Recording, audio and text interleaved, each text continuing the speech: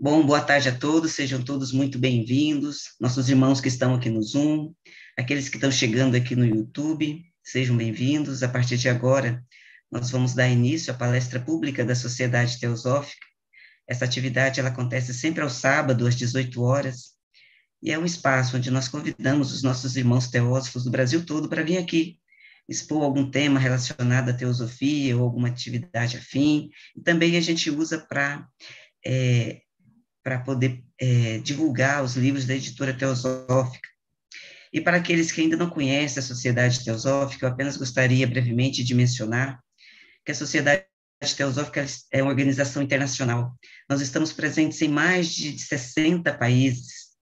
Ela tem por princípio a liberdade de pensamento e como principal objetivo formar um núcleo da fraternidade universal da humanidade, sem qualquer distinção de gênero, etnia, opção religiosa ou condição social. A ST no Brasil está vinculada à Sociedade Teosófica Internacional, com sede em Adyar, em Chennai, na Índia. Ela foi fundada no final do século XIX por Helena Petrovna Blavatsky, Coronel Olcott e outros fundadores. Aqui no Brasil, a ST já tem mais de 100 anos de fundação, a sede fica em Brasília, e nós temos lojas e grupos de estudos espalhados por todas as regiões do Brasil. E quem quiser saber se tem alguma loja, algum grupo perto da sua casa, basta acessar o nosso site, lá consta os endereços e contatos das pessoas para vocês interagirem, tá bom? E agora, sem maiores delongas, eu gostaria de apresentar o nosso palestrante de hoje, nosso irmão Marcos Queiroz. Ele é arquiteto, professor universitário, membro da Sociedade Teosófica da Loja Cutume, Salvador, Bahia, e hoje ele vai falar sobre o emanacionismo, a teoria ocultista da evolução. Então, Marcos, a partir de agora você pode abrir o seu microfone e dar início à sua exposição. Obrigado, Márcia. Eu queria que você me colocasse como co-anfitrião para eu poder compartilhar aqui. Ah, Então, sim, pessoal, enquanto isso eu vou fazendo uma introduçãozinha. Esse assunto pode até despertar uma certa curiosidade por conta de ser um assunto estranho, né? Assim, com um título estranho. E, de certa maneira, apesar de ser algo muito importante para a teosofia, a gente encontra apenas citado nos livros e a gente não encontra nenhum capítulo sequer com esse nome.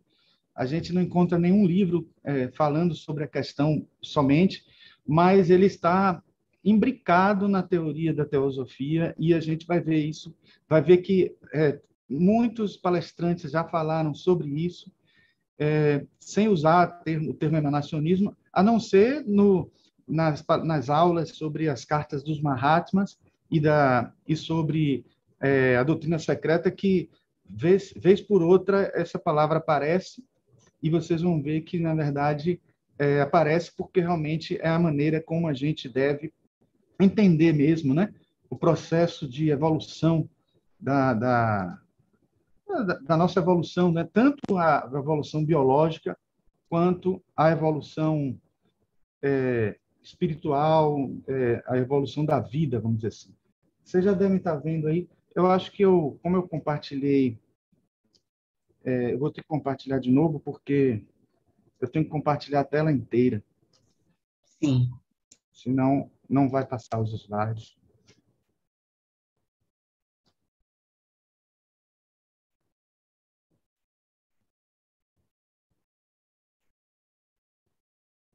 Olha que aconteceu algum problema aqui. Estava a tela inteira, Marcos. Mas não estava mexendo. Só um instante. Ele está fixado aqui, não sei por quê.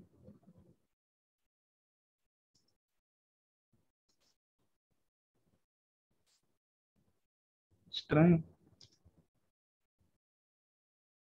Deixa eu ver aqui mais uma vez. Tentar aqui.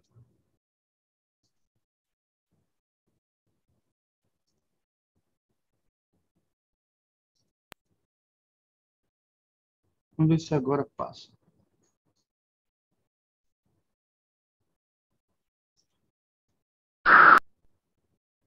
Agora está indo. Então, pessoal, justamente eu já trouxe aqui de cara, né, esses dois conceitos que poderão ser os conceitos que vocês acham, né, os únicos, talvez, ou os principais conceitos para explicar a evolução e que eles batem de frente, né, que é o criacionismo e o evolucionismo. Só para fazer um breve relato do que seria o criacionismo e o evolucionismo, né? Eu acredito que todos vocês já têm uma ideia, mas talvez os pontos assim de mais conflito a gente vai chamar atenção aqui, né? Existem várias versões do criacionismo e várias versões do evolucionismo, mas eu vou falar aqui os que são mais comuns, né? O criacionismo bíblico, né? Que é assumido pelo cristianismo, pelo menos parte do cristianismo, né? E a gente poderia dizer que é aquele que diz que tudo foi criado a partir de uma ordem divina, né? Então, o mundo foi criado por Deus em 7 dias, mesmo entendendo esses 7 dias como simbólico, de qualquer forma está aí registrado, momento após momento, o que é que foi criado, né? No universo, os planetas, as pessoas e tal, os animais. E o que é importante aí, que de certa forma é criticado pelo evolucionismo, é o fato de que as espécies são criadas separadamente e não dentro de uma linha de crescimento, de avanço evolutivo, né? Elas próprias precisam ter, de alguma maneira, uma graduação de mudanças, mas uma espécie não se transforma em outra, nem a gente tem sequer, por exemplo, um reino se tornando outro reino, como um reino dos peixes, virando das aves e tal, o reino animal inteiro, né? A espécie dos peixes não chegam a ser depois anfíbios e depois répteis, etc., como a gente sabe que a ciência defende, né? E do outro lado, a gente tem o evolucionismo, que em poucas palavras também poderíamos dizer que é a ideia que nasce com Charles Darwin e que diz que a evolução se dá através de seleção natural, e depois, com o neodarwinismo, a gente sabe que a explicação para essa evolução, de fato, ocorre através da genética, né, das mutações genéticas, porque, no fundo, a seleção natural não representa evolução, coisa nenhuma, porque apenas seleciona as espécies que já se transformaram, tanto que muitos criticam que a origem das espécies, que é o título do livro de Darwin, não fala de origem das espécies, fala apenas da seleção das espécies em si. Mas vamos falar disso daqui a pouco, um pouco mais. Então, a gente agora entende com a outra maneira de perceber essa evolução, que até poderíamos dizer que seria algo que concilia as duas, né? Essas duas formas de entender criacionismo e evolucionismo. Seria o básico para dizermos, né, que tanto uma como a outra tem a sua verdade, né? Mas não é só isso, não. A gente apenas com o emanacionismo, a gente não apenas junta o que tem de verdadeiro em uma e outra. Tem algo mais aí, né? Modifica mesmo, né, a filosofia por trás de uma e por trás da outra. E é o que a gente vai ver aqui nesse vídeo, nessa palestra. Então, gente, vamos trazer agora, então, uma definição clássica, né, de emanacionismo.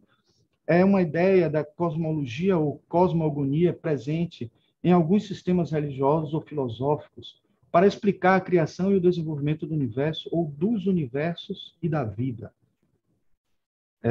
Emanar, do latim, emanare, significa fluir de, e neste contexto é o modo pelo qual todas as coisas derivam de uma realidade inicial ou princípio, ou de um Deus perfeito através de passos para degraus inferiores de existência, degradação ou involução. E a cada passo, os seres emanados são menos puros, menos perfeitos, menos divinos. Estes, porém, retornam ao Criador após um longo caminho evolutivo. É a velha história que está presente em várias religiões da involução e da evolução. Se nós partimos de Deus, né, como não apenas como criaturas dele, como alguém que foi criado por ele, mas alguém que emana dele, que é bem diferente. Então, nós voltamos a ele, nós somos parte de Deus, de certa forma. Então, aqui estão até algumas representações de várias seitas que a gente vai ver depois explicitadas, né? Que incluem o emanacionismo como base de sua filosofia, como a religião pagã, né? Dos Wiccas, né? Que são chamados por muitos feiticeiros, né? Da época da celta, etc. A gente tem até essa árvore celta aqui, desculpe, acabou passando. Essa árvore celta aqui que é famosa, né? Que virou uma mandala, que é utilizada muito, né, na psicologia. Aqui nós temos uma árvore com suas raízes, e tanto para cima como para baixo, e aqui a gente tem a árvore da vida, né, a árvore sefrótica, que tem tanto a parte do bem como a do mal, nas polaridades e tal. E aqui a representação de como a gente poderia ilustrar, né, dentro da nossa perspectiva teosófica, como estaria explicado e como estaria, de certa forma, representado esse emanacionismo. Então, vamos ver adiante, né?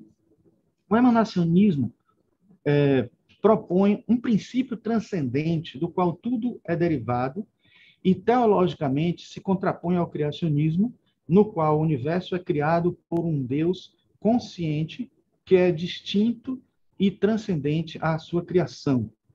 E no materialismo, que até podemos dizer, né, que em alguns casos a gente poderia dizer que é o evolucionismo também, que postula que não existe uma natureza subjetiva ou ontológica por trás dos fenômenos, sendo tudo imanente. Então, veja que, aí nesse caso, o emanacionismo ele se contrapõe tanto ao criacionismo quanto ao materialismo, porque o emanacionismo não defende que Deus criou o universo, nem criou tudo que está à sua volta, apenas se for por uma licença poética ou por uma forma mais, digamos assim, econômica de explicações, ou uma forma menos detalhada de explicar, né, o que Deus fez, porque, na verdade, ele emana o universo, sai dele. Então, somos chispas desse Deus. Então, se somos chispas, somos como um raio como um raio de sol. Então, o raio do sol não foi criado pelo sol. O raio do sol ele é emanado do sol. Então, pode parecer pouca diferença, mas não é. Então, surge aí, nesse caso, dentro dessa briga, que nós não entramos, felizmente, nós não entramos nessa briga, porque a gente não toma partido de nenhuma dessas duas, a gente sai ao largo, porque a gente acaba tendo uma outra teoria. E muita gente pode até pensar que esta noção de emanacionismo seria algo novo ou algo que surgiu com a teosofia. Não. Na verdade, a gente até pode dizer que surgiu com a teosofia, mas não com a teosofia moderna, com a teosofia clássica. Lá do tempo, quem criou pela primeira vez, quem usou a palavra pela primeira vez, foi Pitágoras. Depois foi assumido por Próclo e depois por Plotino, antes de surgir, inclusive, a teosofia. O termo teosofia foi criado depois do termo de emanacionismo. Bom, o criacionismo é a crença religiosa de que a humanidade, a vida, a terra e o universo são a criação de um agente sobrenatural. No entanto, o termo é mais comumente usado para se referir à rejeição por motivação religiosa de certos processos biológicos, particularmente a evolução. Desde o desenvolvimento da ciência evolutiva, a partir do século XVIII, vários pontos de vista criados tiveram como objetivo conciliar a ciência com a narrativa da criação dos gêneros. Muita gente não sabe, mas o Darwin não era ateu. Ele fala de Deus no seu livro A Origem das Espécies várias vezes. Inclusive, a última frase é belíssima, a última frase dele. Ele não quer negar a existência de Deus. Ele apenas nega que o universo, que as espécies foram criadas desta maneira, separadamente, cada uma, né? E que não houve um processo evolutivo, e esse processo evolutivo, ele acredita fazer parte da criação divina, né? Bom, nesta época, aqueles que mantinham a opinião de que as espécies tinham sido criadas separadamente eram geralmente chamados de defensores da criação, mas eram ocasionalmente chamados criacionistas, em correspondências privadas entre Charles Darwin e seus amigos. Então, no fim, criacionistas é um termo meio pejorativo, vamos dizer assim. Na verdade, ele não é oficial, ele não foi utilizado nem pelo próprio Charles Darwin, mas, de certa forma, era algo que surgiu até por uma rivalidade, né, entre essas duas teorias, muito mais presente entre os cientistas que vieram depois, né? E aqui a gente tem a crítica ao criacionismo, né, um ponto-chave que a gente pode chamar atenção nessa parte, nesse trecho de Origem das Espécies, página 147, desta edição aqui, que é belíssima, é capa dura, brilhante e tal. E está dito o seguinte: presumo que quem acreditar que cada espécie animal foi independentemente criada das restantes, terá de assumir que cada espécie foi criada com uma tendência para variar, todas elas sempre de uma mesma maneira. Ora, admitir tal hipótese é, para mim, rejeitar uma justificação realista em troca de uma causa inverossímil ou pelo menos desconhecida. Foi exatamente o que eu disse nesse instante. Aquela ideia de achar que tudo foi criado independente. E aqui a gente tem uma imagem que ilustra assim as girafas que, com o seu constante esticar do pescoço para tentar conseguir comer folhas mais altas, isso é uma representação bem clássica do evolucionismo, né? E que, como muitos não sabem, o Charles Darwin também defendia a lei de uso e desuso, que Lamarck foi quem primeiro falou, né? Só o neodarwinismo que tirou essa ideia da cabeça, dizendo que uma pessoa que faz exercício, bastante exercício, e depois tem um filho, né? Tá bem fortão, o filho iria nascer musculoso. A gente sabe que isso não acontece, mas existem cientistas hoje que já estão começando a acreditar que em algumas situações específicas realmente o uso e desuso pode ser transmitido, né? Os caracteres adquiridos podem se tornar hereditários de alguma forma. Isso porque está se sabendo hoje que não é só digamos assim, que as mutações que ocorrem, elas não ocorrem só antes das adaptações. O que eu estou querendo dizer, em outras palavras, né, de uma experiência que a gente vai falar daqui a pouco, que até algumas adaptações ocorrem posteriores ao momento em que se percebe um contraste em relação à pessoa, o habitat e o ser, a espécie que está vivendo. Então, só depois que esse contraste ocorre, essa disputa de sobrevivência, é que as mutações ocorrem. Então, a gente percebe que, de alguma maneira, aí, não é nem tanto uma seleção natural que está acontecendo, mas o próprio ambiente, a própria, digamos, até a convivência com outros seres podem fazer com que as pessoas sofram mutações e transformações evolutivas. Mas vamos ver isso daqui a pouco. Esse é uma outra capa, né, do livro de Charles Darwin, O Livro das Espécies, que eu recomendo que vocês leiam. E no outro momento ele fala justamente sobre essa questão do uso e desuso. Ele diz: podemos concluir globalmente que o hábito, ou uso e desuso, tem desempenhado um papel importante na modificação da constituição e da estrutura de alguns organismos, mas temos de acrescentar que, frequentemente, estas causas agiram em combinação com a ação da seleção natural sobre as variações inatas e até que, muitas das vezes, esta ação foi preponderante nos resultados atingidos. O famoso biólogo Rupert Sheldrake, na teoria dele dos campos morfogenéticos, ele concluiu que tudo indica que os caracteres adquiridos podem ser hereditários e que o uso e desuso também pode ser algo verdadeiro em alguns casos. Ele fez experiência com alguns camelos que dobravam muito o joelho para poder os árabes utilizarem, né, subirem nele e tal. E depois de muitos camelos passarem por essa dobra, eles passaram a ter um calo específico e já nascer com esse calo no joelho, que era oriundo desse dobrar os joelhos e encostar no chão. Então, vejam que parece estranho a gente aceitar uma teoria que foi negada lá atrás por conta de algo científico, mas é porque é muito difícil você averiguar situações dessas em que, em alguns momentos, o uso e desuso pode ser assimilado pela espécie, em outros momentos não. E em que momentos isso acontece? O Rupert Sheldrake, usando a teoria dele dos campos morfogenéticos, ele defende que quando existe um número X de espécies que se transformaram e mudaram com aquela característica.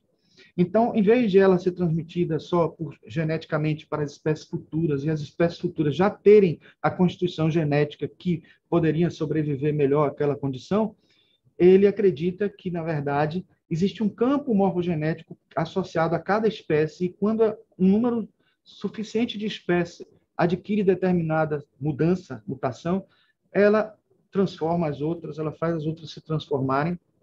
E isso é muito interessante porque isso até mostra que a evolução pode ser mais rápida do que a gente pensa. E pode explicar muitas formas evolutivas que não poderiam ser explicadas pela seleção natural. Bom, então a gente tem aqui, lado a lado, o neodarwinismo e o emanacionismo para ver qual que os dois têm de importante para dizer e em qual a gente pode se confirmar, né? Então, isso ainda é a mesma frase de Charles Darwin. E aqui eu trouxe uma informação que eu acabei falando, dando um spoiler nesse instante, tirada desse livro de Bruce Lipton, que também escreveu um livro que é um best-seller, né, que é A Biologia... Eu esqueci agora o nome, né? Mas, bom, o Bruce Lipton escreveu esse livro também, Evolução Espontânea, e ele, num dos capítulos, ele fala desse estudioso, que é John Cairns, né? Uma pronúncia difícil, mas ele fez uma pesquisa em 1988 com algumas bactérias, e justamente o que acontecia é que essas bactérias, alguns cientistas consideravam que as mais aptas com uma mutação do ambiente sobreviviam, as menos aptas não sobreviviam. Mas o que ele disse é que quando ele fez experimentos, após experimentos, ele descobriu que essas bactérias elas se transformavam depois que o ambiente se transformava, o que o ambiente modificava. Quando ela era colocada em outro ambiente, só depois que ela adquiria uma modificação, o que levou ele a crer que, na verdade, existem genes que se transformam e, como hoje a própria ciência já está trabalhando com a chamada epigenética, existem cientistas hoje estudando até que a mente é capaz de fazer um determinado gene ser ativado ou não. Então, por exemplo, aquela situação de que nós conhecemos muito, né, da existência de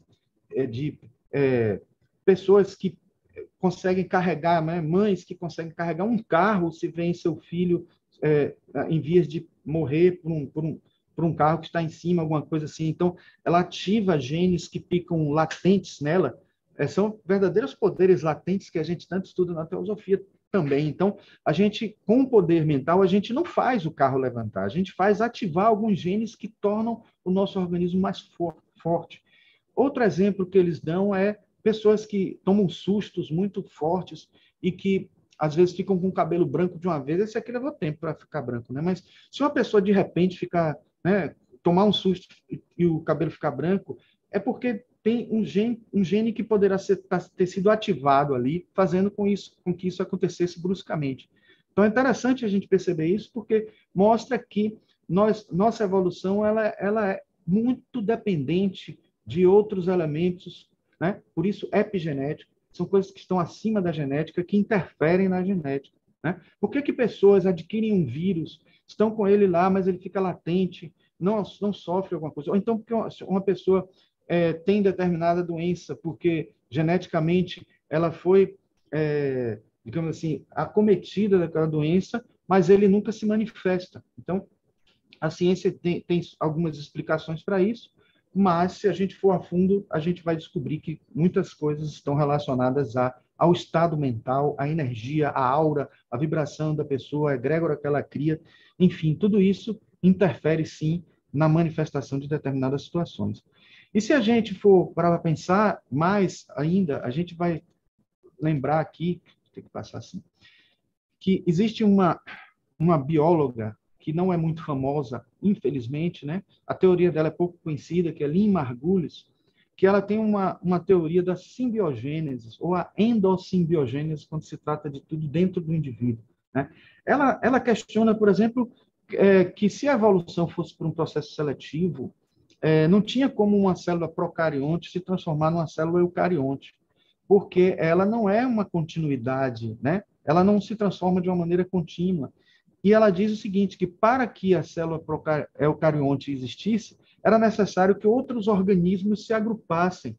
Então, ela defende a ideia de que, em vez de acontecer uma seleção natural no processo evolutivo, o que ocorre é uma cooperação natural, uma simbiose, porque simbiose é uma cooperação em que não há perdas, é ganho-ganho, né? Então, por exemplo, em espécies que estão brigando entre si, aí dizem as mais aptas vencem, né? Mas o que é que torna essas espécies mais aptas? Muitas vezes é a união que elas têm entre si. Elas ganham força pela união. Infelizmente, através de disputas e guerras, digamos assim, belicosas entre elas, mas isso porque faz parte do processo do crescimento, né? E do ser humano, né? Dos instintos, etc. Mas, de qualquer forma, o que está em questão não é propriamente o ser mais apto em si, mas o que fez essa espécie se tornar mais apta? A união, né, a cooperação. E aí, nesse caso, a gente também vê que nessa criação das células eucariontes foram a junção de mitocôndrias, complexos de Golgi, que acabaram fazendo com que a célula mais complexa pudesse existir, agrupando-se energeticamente numa egrégora energética maior e que acabou fazendo com que ocorresse um salto evolutivo, né? Bom, Pitágoras, eu disse a vocês, foi o que primeiro falou a respeito do assunto, né? Emanacionismo, e aí eu trago aqui justamente essa passagem que diz: na história da filosofia atribui-se como primeiro mestre e primeiro representante dessa doutrina Pitágoras, 580 a.C., né? Com claras diferenças, a escola de Pitágoras é seguida pela de Próculo, inspirada no Egito e nos livros herméticos, e finalmente em Plotino. Uma coisa interessante é que o livro, as Enéadas de Plotino, é inspirado na Eneade, né, dos 9 deuses do Egito. Eu até recomendo, quem não viu ainda, o primeiro episódio de uma série que está passando, o Cavaleiro da Lua, né, Moon Knight, e que ele faz referência até a Enéade, esses 9 deuses, né? Porque no museu eles erraram, colocaram só 7 e eram 9 no total. Até é místico isso, né? O fato de ter mudado para 7. Mas é interessante perceber como vem de lá, né? Do Egito, essa ideia. Ou seja, quando ele fala de 9 deuses, são emanações, né? De um Deus maior. E aí, nesse caso, é o emanacionismo já presente na filosofia do Egito, né? E outras grandes escolas filosóficas religiosas relacionadas gnosticismo, hermetismo, hinduísmo, zoroastrismo, cabala, a religião neopagã Wicca, que eu falei nesse instante, e a religião pagã mitológica grega, também sofreu influência do emanacionismo em algum dos seus mitos, né? Não está querendo passar, mas deixa eu tentar aqui. Então, nessa passagem de Pitágoras, que eu acho belíssima, ela é quase um poema, né? Ele diz o seguinte: antes de adormecer, repassa no mental as ações que fizeste para o bem ou para o mal. Não repitas as más, insiste só nas boas. Estende compaixão aos brutos e às pessoas. A cada novo esforço, a cada prova rude, acenderás em ti a luz de uma virtude. Então, essa luz que acende dentro de nós de uma virtude, não é uma virtude que vem de fora, ela vem de dentro, ela está emanando de dentro, né? Então, isso já é... E outra coisa importante, vocês sabem que Pitágoras é considerado um mestre de sabedoria, né? Ele, inclusive, quando dava aula, às vezes diziam que ele estava dando aula num lugar, era visto em determinado lugar, e segundos depois ele estava dando aula em outro lugar. Ninguém entendia por que isso e tal, e, na verdade, a gente sabe muito bem, né, que esses poderes latentes, que não estão mais latentes nos mestres, que estão já manifestados, eles aconteciam no caso de Pitágoras também, né? Então, vejam, nesse livro, As Quatro Faces do Universo, de Robert Kleinman, esse autor ele fala do emanacionismo de alguma forma, porque ele está falando de vários mitos cosmológicos e vários processos de explicação da criação. E aí, subjacente à visão de mundo da cosmologia tradicional está a ideia de que o universo é uma emanação de um princípio divino unitário. Embora essa ideia tenha sido misturada às doutrinas criacionistas reveladas das principais religiões monoteístas, os teólogos ortodoxos geralmente a consideram com suspeita. Eles a relegaram às esferas sombrias do misticismo, panteísmo e ocultismo, que sempre estiveram em desacordo com a ortodoxia. A visão tradicional é resumida na doutrina da emanação formulada por Plotino. Uma ressalva que a gente tem que fazer é o seguinte: o emanacionismo que vem de lá de Plotino, ele na origem, ele não tem nada que a gente possa discordar dentro da filosofia, da teosofia.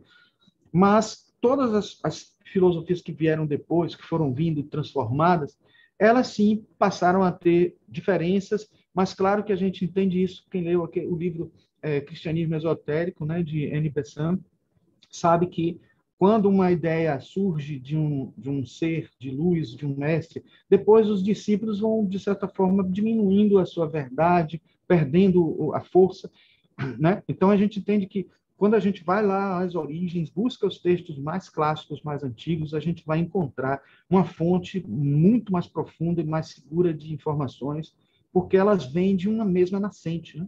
Elas vêm de lá das informações contidas no Búdio, nos registros acásticos, que esses mestres têm acesso, né? O Robert Kleinman diz ainda: todo ser emana necessariamente, transbordando como água de uma fonte inexaurível, de um princípio perfeito e transcendente chamado de Uno, do qual tudo o mais depende. Três princípios metafísicos ou hipóstases que são antes das hipóteses, né? Então, antes das teses. Então, são postulados o Uno, o intelecto ou nous e a alma, em ordem decrescente, dos quais derivam a natureza e o universo. A gente vai ver como eles... aqui é o livro Enéadas, né, que eu disse a vocês, eu recomendo porque ele é um livro que talvez um dos primeiros livros de filosofia que a gente poderia dizer, né, que existe, né, na história.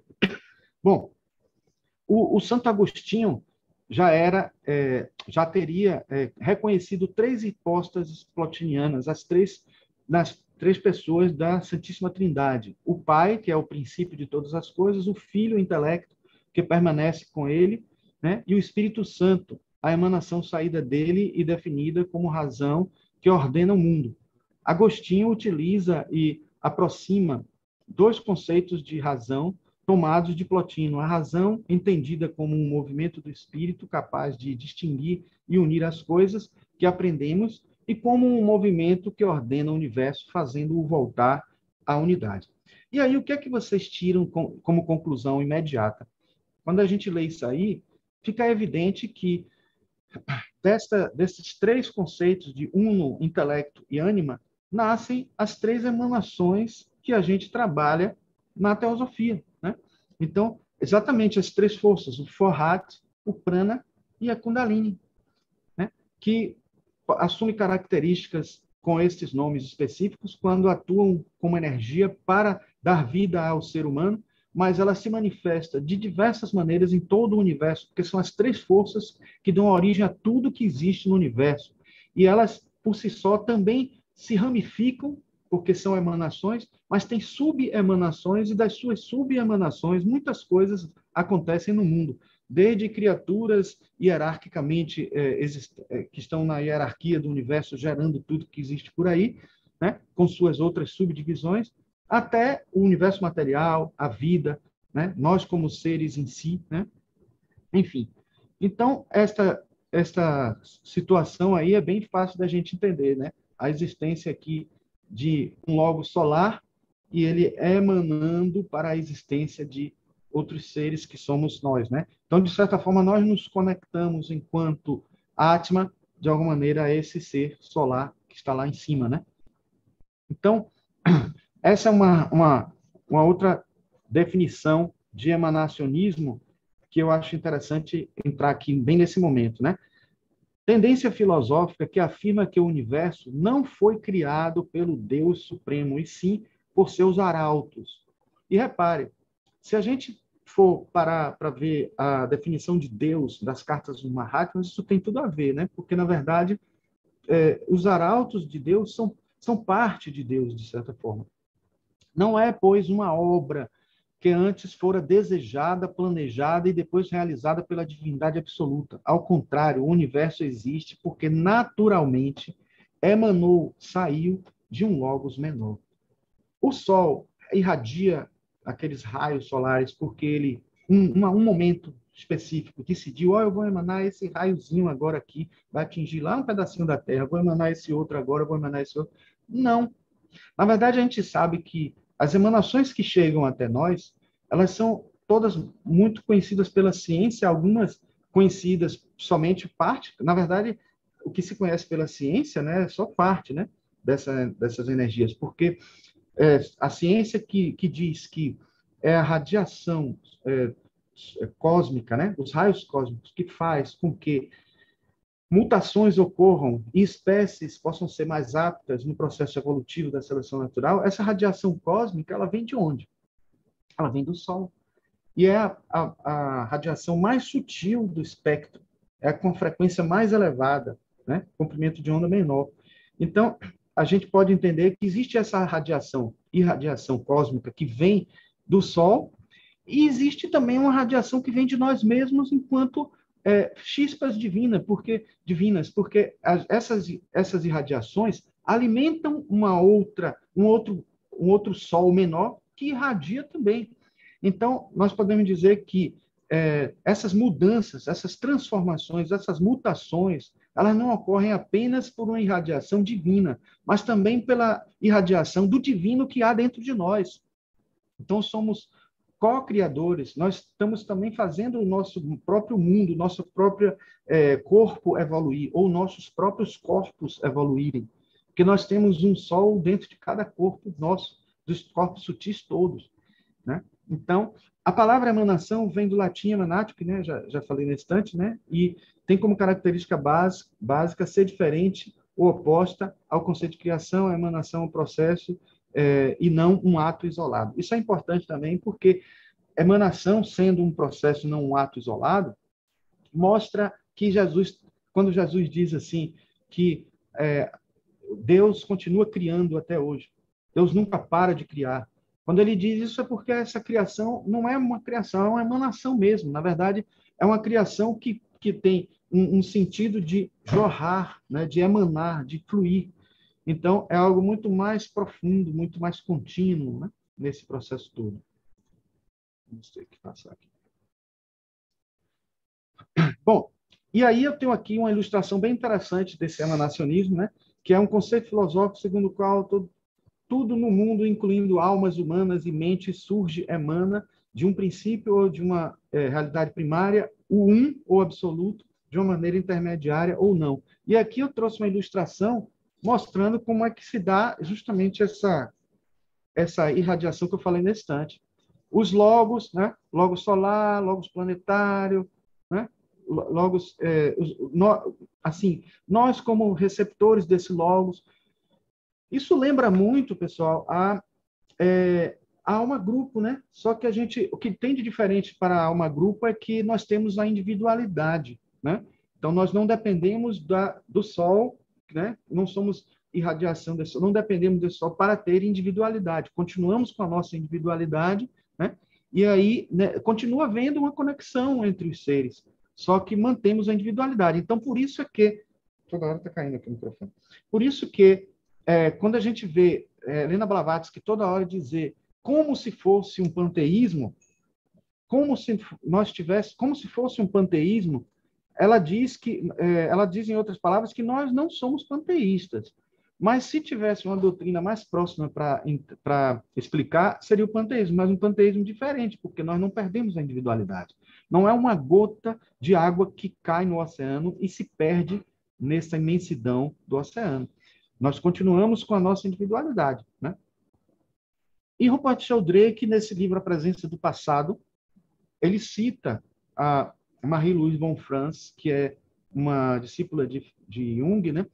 Falando do inconsciente coletivo. Olha que coisa interessante. Ela diz: apesar de Jung pensar que o inconsciente coletivo era comum a toda a humanidade, não o considerou como inteiramente indiferenciado.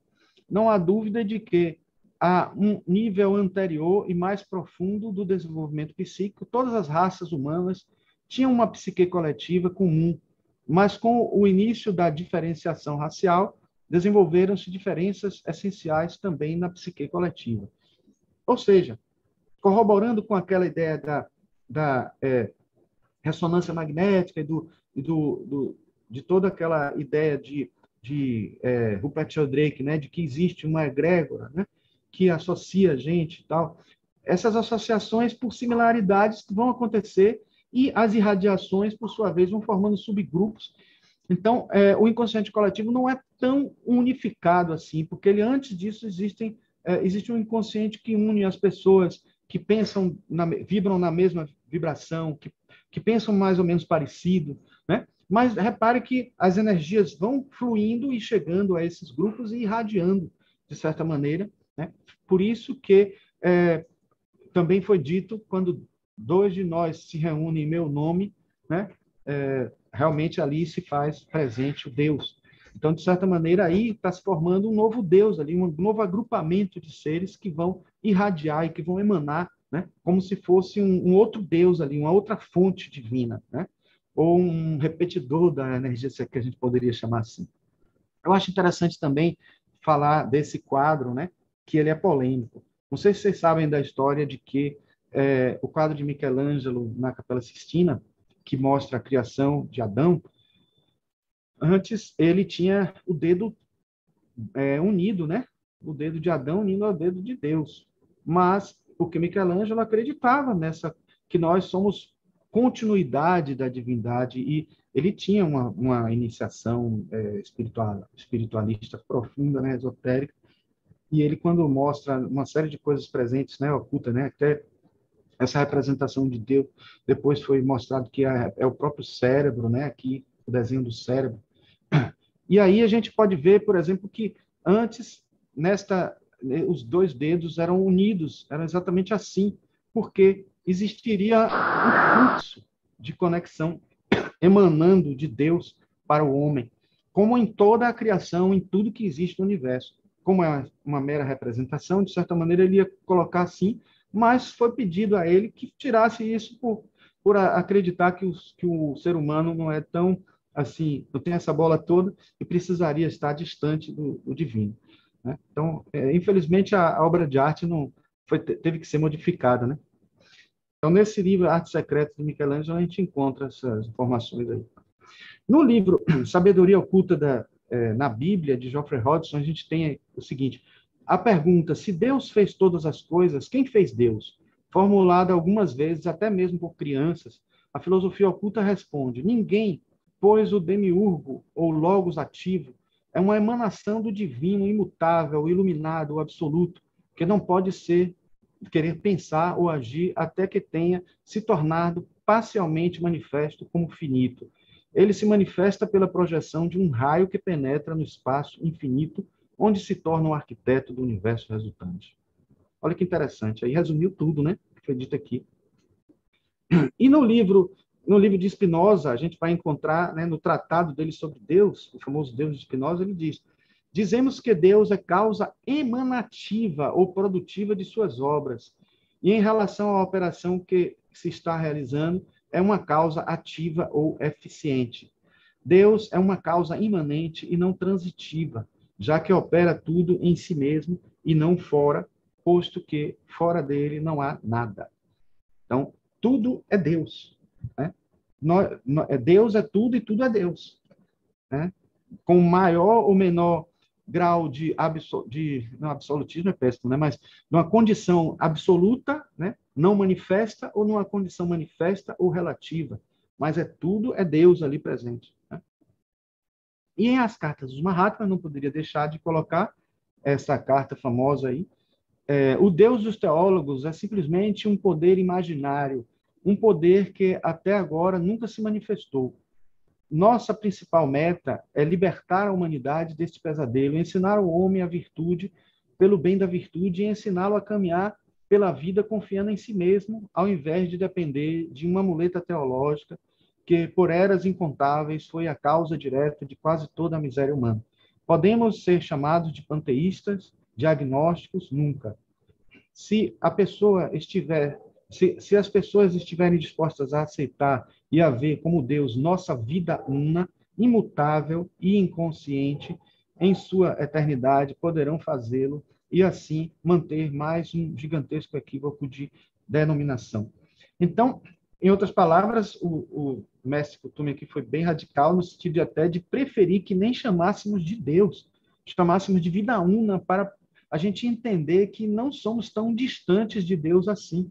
Essa distância claro, uma distância evolutiva, milenar e tal, mas não uma distância no sentido de ter uma separação universal de mundo, né? Um está no mundo, outro está no outro mundo, como aconteceu com o erro de Descartes, que fala do res extensa e o res cogito, um mundo material e um mundo espiritual.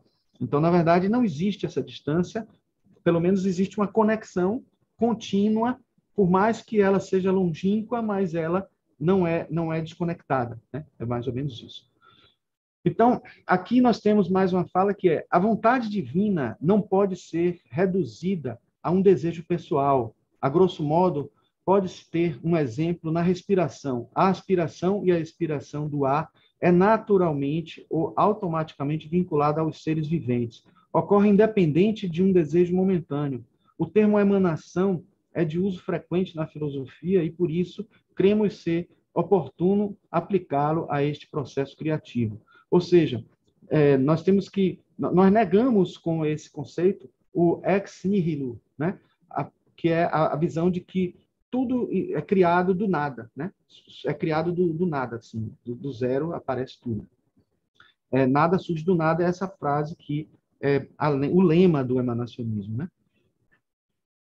Contudo, como não há interrupção na geração, essa continuidade acabaria superlotando os respectivos habitats. E então, para que tal não aconteça, o processo de emanação prevê um caminho cíclico de nascimento, vida e morte do universo, sustentando ainda mais a analogia com uma respiração cósmica. E a gente sabe que os Manvantaras e os Pralayas são a expressão direta disso aí que está sendo dito, né? Provando mais uma vez que nós estamos dentro desse conceito, né? Por mais que a gente tenha pequenas diferenças de como é dito na Cabala, como é dito em outras doutrinas, né? Que são emanacionistas, né? Mas estamos dentro desse conceito.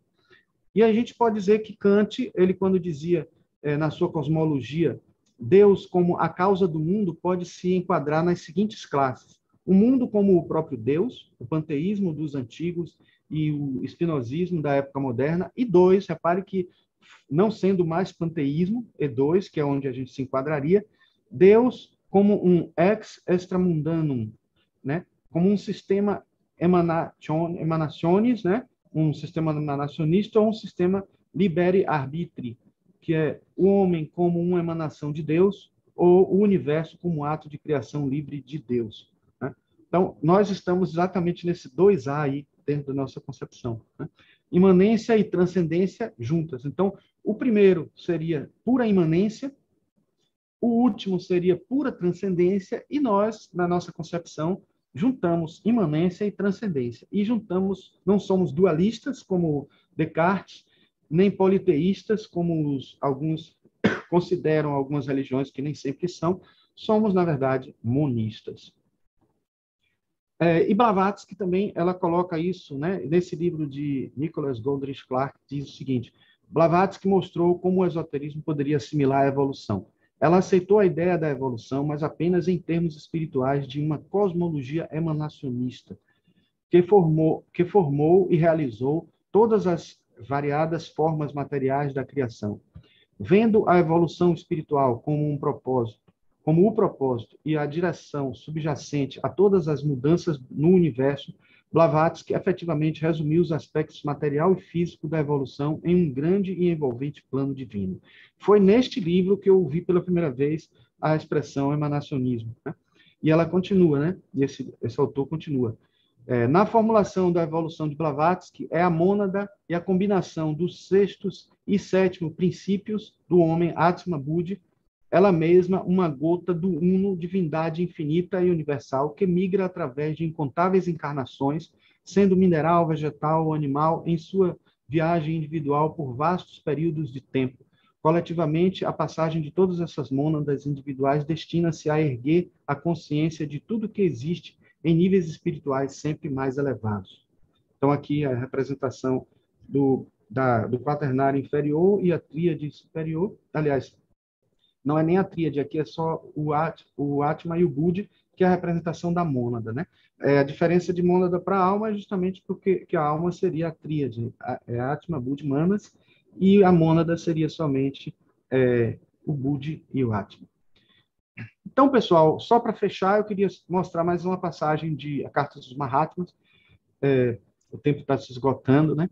Você compreenderá facilmente o que significa o primeiro e o último elemento ou princípio no universo, que é andrógeno. A serpente de 7 cabeças, Ananda de Vishnu, nesse quadro aqui ao lado a gente pode ver, o Nag, que rodeia o Buda, o grande dragão da eternidade que morde com a sua cabeça ativa a sua própria cauda passiva, e de suas emanações nascem os mundos, seres e coisas. Você compreenderá a razão pela qual o primeiro filósofo proclamou tudo é Maya, com exceção daquele princípio uno que só descansa durante os Mahapralayas, as noites de Brahma. Ninguém cria o universo. A ciência chamaria esse processo de evolução. Os filósofos pré-socráticos e orientalistas chamaram-no de emanação. No todo está oculta a sua emanação co-eterna e coeva, ou sua radiação inerente, a qual, transformando-se periodicamente em Brahma, se converte no universo manifestado. São passagens da doutrina secreta, né? E, finalmente, quando se diz que cada alma humana nasce ao se desprender da anima mundi, né, isso significa, esotericamente, que nossos eus superiores são de idêntica essência àquela da alma do mundo, que é uma irradiação do absoluto universal, sempre desconhecido.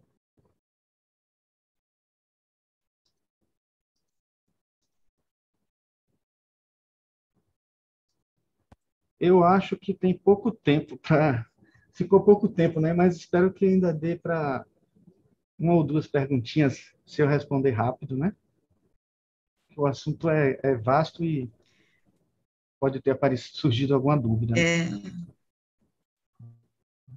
Pois é, Marcos, eu ainda não visualizei, vou olhar aqui novamente, aqui nós ainda não tivemos nenhuma pergunta, as pessoas até estão comentando, a Einstein, inclusive, ela faz alguns comentários aqui bem bastante interessantes, eu acho que ela até é da área da ciência, que ela fala assim, todas as leis universais atuam até um nível da evolução molecular. Uma prova científica é justamente a epigenética. Ela diz também que a astrobiologia tem a hipótese da vida não ter surgido no planeta Terra. Enfim, são esses vários comentários que ela fez aqui, ressaltando essa questão da ciência. Exato. Correto. Exatamente. E uma coisa interessante que eu não falei, né, que já que tem esse espaço, é que Rupert Sheldrake, ele é teosofista, né? Já até esteve na escola né, internacional, nacional até, não foi? Se eu não me engano. E ele defende a ideia de que as leis que nós conhecemos da ciência não são leis universais. Isso é óbvio, na verdade, porque são leis materiais, né? Leis universais, é difícil a gente perceber que leis seriam essas, porque dizer que uma lei é universal, ela teria que estar além do que a gente compreende, ela está presente em todo o universo, né? E se a gente só compreende até o momento que a gente para o ciclo das encarnações e vai para um outro tipo de evolução que a gente não sabe nem qual é, como seriam essas leis, né? Então, é por isso que todas elas são ainda relativas, né? São emanações ainda, não são a origem. E tudo que parte dessa emanação e já não é mais a fonte, é a emanação, tudo já não é mais absoluto, é relativo. E tem tudo a ver com Einstein, né? Porque tudo é relativo, ele diz que tudo é relativo. uma coisa que pode ser verdadeira para nós aqui na Terra pode não ser em Marte, pode não ser em outro sistema solar, em outro sistema de logos, né? Isso. Pois é, pessoal, se alguém quiser, ainda temos um tempinho. Se quiser falar, podem levantar a mão aí, fazer algum comentário, tá bom? Eu estou vendo muitos Olha, agradecimentos. Elza, Ah, sim, a Elza. Pode abrir seu microfone, Elza. Abrir. Agradeço, Marcos. Espetacular. E quando eu que você citou agradeço. o livro, eu que agradeço de coração. E quando você citou o livro, gostaria de saber se não é a biologia da crença. Isso, exatamente esse. É, Biologia é da crença, de muito bom Lipton. também. É Isso. excelente, excelente. Muito Eu obrigada, recomendo. Marcos. Esse livro, A Evolução Espontânea, é muito bom, porque ele, inclusive, cria uma quietação nossa, entendendo que, mesmo se a gente não fizer nada para o nosso processo evolutivo, a gente está evoluindo. Claro que a gente não quer ficar dependendo dessa evolução espontânea natural, não. Mas a gente precisa agir no nosso processo evolutivo, né? Para que, não que a gente necessariamente acelere pulando etapas, mas a gente mude o ritmo, né, aprendendo e saindo do lugar, né, saindo com mais vigor, né, de onde nós estávamos antes, né? E entender esses mecanismos é muito importante para a gente. Gratidão, Marcos. Obrigado. Maravilha. A IASA faz um complemento, parece uma lei universal, que para a ciência é ação e reação. Isso, exatamente.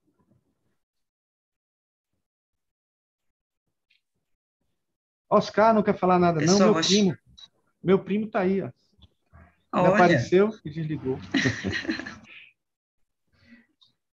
Quer falar nada, não, Oscar? bom, meus irmãos, Está desligado o microfone.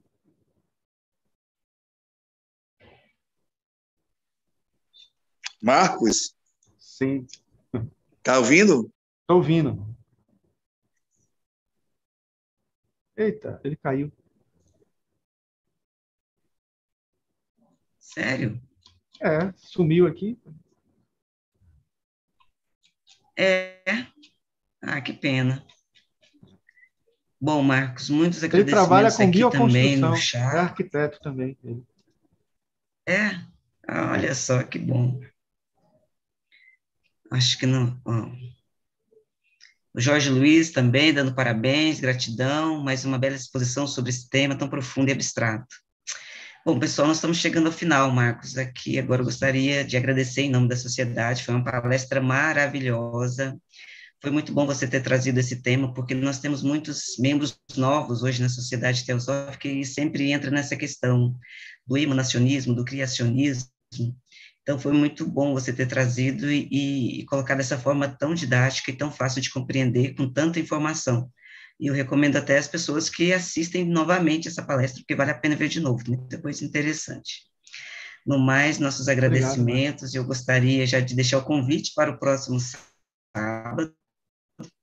Nós teremos aqui a nossa irmã Jo Oliva, que ela vai falar sobre a contemplação da unidade, uma ação que desperta.